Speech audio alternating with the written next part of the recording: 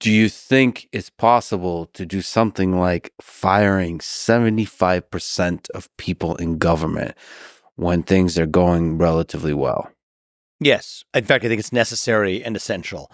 I think depends on what your level of well really is, what you're benchmarking against. America's not built on complacency, right? We're built on the pursuit of excellence.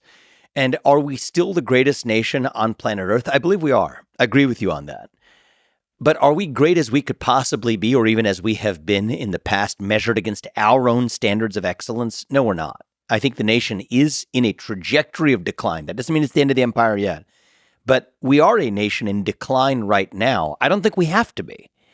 But part of that decline is driven by the rise of this managerial class, the bureaucracy, sucking the lifeblood out of the country, sucking the lifeblood out of our innovative culture, our culture of self-governance.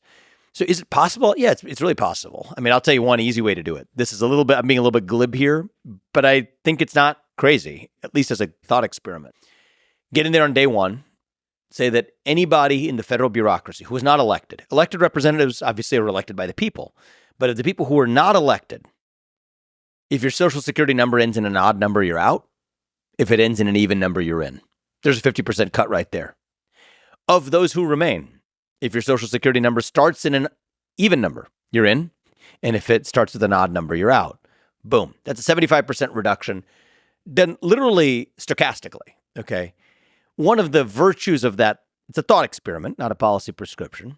But one of the virtues of that thought experiment is that you don't have a bunch of lawsuits you're dealing with about gender discrimination or racial discrimination or political viewpoint discrimination. Actually, the reality is you didn't bring the chisel, you brought a chainsaw. I guarantee you, do that on day one and do step two on day two. On day three, not a thing will have changed for the ordinary American other than the size of their government being a lot smaller and more restrained, spending a lot less money to operate it. And most people who've run a company, especially larger companies, know this. It's 25% of the people who do 80 to 90% of the useful work. These government agencies are no different. So now imagine you could do that same thought experiment, but not just doing it at random, but do it still at large scale while having some metric of screening for those who actually had both the greatest competence as well as the greatest commitment and knowledge of the Constitution. That, I think, would immediately raise not only the civic character of the United States. Now we feel, okay, the people we elect to run the government, they've got the power back. They're running the government again, as opposed to the unelected bureaucrats who wield the power today. It would also stimulate the economy. I mean, the regulatory state is like a wet blanket on the American economy. Most of it's unconstitutional. All we require is leadership with a spine to get in there and actually do what conservative presidents have maybe gestured towards and talked about, but have not really effectuated ever in modern history. And by the way, that kind of thing would attract the ultra competent to actually want to work in government. Exactly, which you're missing today. Because right now, the government would swallow them up. Most competent people feel like that bureaucratic machine will swallow them whole. You clear the decks of 75% of them, real innovators can then show up.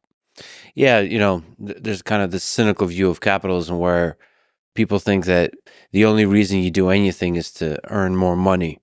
But I think a lot of people would want to work in government to build something that's helpful to a huge number of people.